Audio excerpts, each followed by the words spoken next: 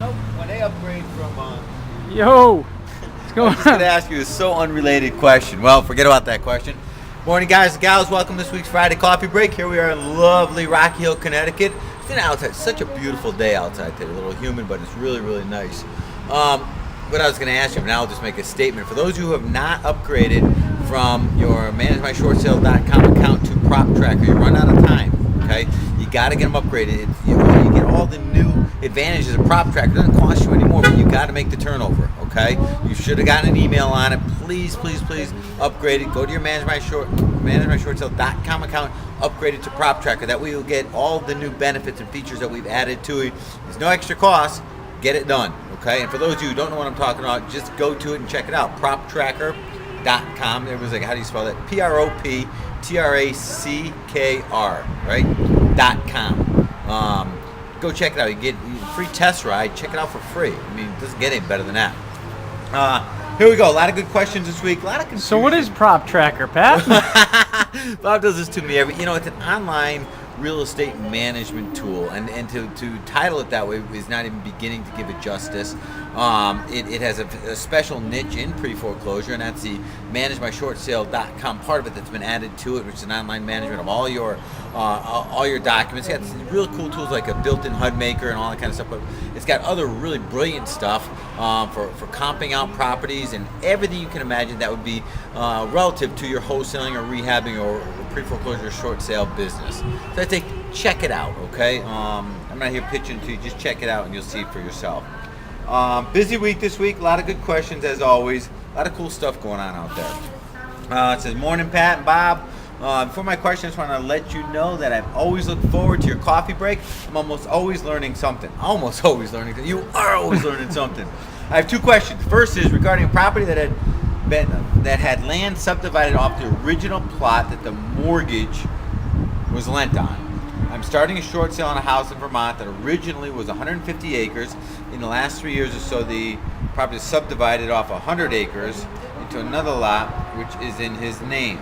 He needs to do a short sale on a house now that is on 50 acres. Do you have some experience in how the bank will handle this?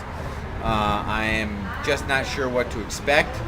Before I go any further, I'll tell you that based on what you told me, if the mortgage was secured on a property that has a legal description and includes 150 acres, and you chop off 100, that is still encumbered by that mortgage. It still covers that property, covers both properties now. They're not free and clear, either one of them, just so you know. Somebody may have made a mistake, but that will come up again. Do you have experience with this and how the bank will see and handle this?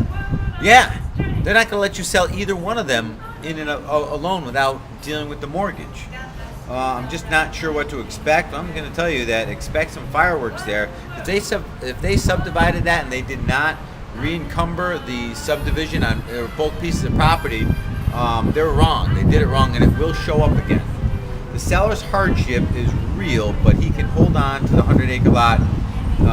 If he can hold on to the 100-acre lot, it will obviously help him out. Second, I expect most of my share. All right, so let's answer that question. The answer goes like this. Deal with just the first property and the price you can liquidate at, okay, and see if you can get the debt settled for whatever you can short for and sell that property. And if they settle, they release the mortgage will be released from both pieces of property, okay? But don't think you can sell that 100-acre lot and get away with it without... Some good stuff. That's some good advice right there. Yeah, don't think you can sell that 100-acre lot and get away with it, because it ain't going to happen. They'll see that encumbrance.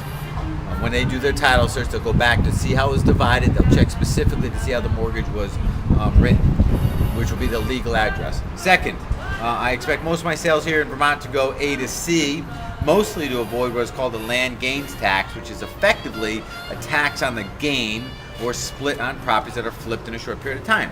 If I plan on A to C, should the property be listed with the A seller as seller rather than me? Yeah, because you just took you out. There's A. So it is more easily... So to more easily get the bank to pay the realtor commission, yes, I have to have the property under an option contract.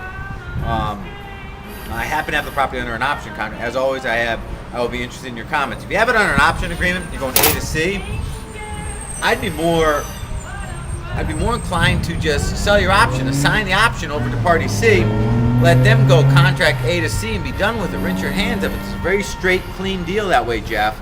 And you're out, okay? If you have it controlled under the option, assign the option to party C if they're valid buyers, pulls you out, and now you're not selling real property. There's no property gains. There's no capital gains. You're not selling property. You're selling chattel, non-real property. It's taxed differently. That's the loop around. Pat, thanks for all the great information you give. I currently close 2 to 3 short sale deals a month. That's awesome. Thinking about becoming a real estate agent to help with some of the smaller A to C deals where we only collect a fee. Isn't there a fiduciary responsibility conflict with being an agent and the investor when doing the A to B, B to C deals? Yes, there is. If so, is the workaround for this? Don't be the agent. If you're in an A, B, C deal, if you're B, the investor, don't be the agent. That's a workaround. In fact, if it's not a workaround, no gray in this business, black and white. Refer the listing to somebody else. You be the investor. That's where you're going to make the most of your money, not collecting a commission. Okay, so don't even go there. If you're the investor, you're not the agent, period, period, period. Hey, Pat, a little off topic, but what are your thoughts on working the REO market? I hear gurus talking about it all the time, and I think it's an opportunity, but no, it's not as easy as they say. I just need the facts that I know I can count on you to get. This from Jim in Atlanta. I'll be honest with you. In some markets, there's opportunity in REOs. In some markets out in California, there aren't. They're getting bid over the asking price. There's too many people playing in them. So what I'd say is you go in, use your standard R values, your standard Mayo values, maximum allowable offer. 70% of it's after repair value minus expenses. Make your offers at that. The key here, though, is your exit strategy. Are you going to wholesale it or are you going to keep this house, rehab it, flip it? The difference being, one, you're financing it, owning it, and then either flipping it or rehabbing and selling, or you're just going to wholesale. And I'll tell you here that REOs are not a good prospect for wholesaling. Are there ways around? Yes, and they're tricky. There's always a way to do everything, believe me. But I'm going to tell you that if you're in the wholesaling business where you're going to get a contract and sell it, just like I was talking about that option agreement above, REOs are not your target, and they're being farmed by everybody. The one thing about REOs, they're on the multiple listings. The masses see you're competing with the masses. Supply and demand, the more that people know about it, the more demand, the more they're going to cost you, period, period, period. And next question here is from Douglas. Hey, Pat, I have a situation where the mortgagor is deceased and wife and daughter are only on title, are only on title and on mortgage, not on note. So they're not on a promissory note, but they're on a mortgage. Lender is still requesting financials. There's resistance from the mother and daughter to do so, i.e. resistance to allow me to do a short sale. Does it really matter if I get documents from them since the lender has no recourse for deficiency, or do they have recourse? State of Florida property, Douglas. Recourse has nothing to do with it. If you don't get documents, if you don't get what they're requesting, they're not going to give you the short sale. And if the mom and daughter are, you see right here, the resistance allow you to do the short sale, dude, what are you doing? You're swimming upstream, man, against a strong current. If the seller of the house is not 100% on board with you when you guys do these short sales, don't take them. You guys got to work your ass off to make a good living here. If they're not going to work as hard as you are, fire them as clients. Screw that, okay? We put it all on the line long before we ever get paid. If the deal doesn't go down, we make nothing. They don't pay us anything for doing this. You have the expertise, the knowledge. You bring it all to the table, and if they're wavering, no, fired. Especially in Florida, Doug. There's about 1 billion more that would love you to take your expertise to help them out. So I'd say fire your client, move on to the next one. Everybody always asks us about our system, short sale flagship system, guys. That's what runs our entire office. I tell you this every week. Check it out. I put up a bunch of cool videos. If you go to shortsaleflagshipsystem.com, it explains what's in our systems. So if you want a little bit more information about it, check it out, shortsaleflagshipsystem.com. And as always, PropTracker or managementshortsale.com. Guys, gals, you guys have a great week. We'll see you here same time next Friday.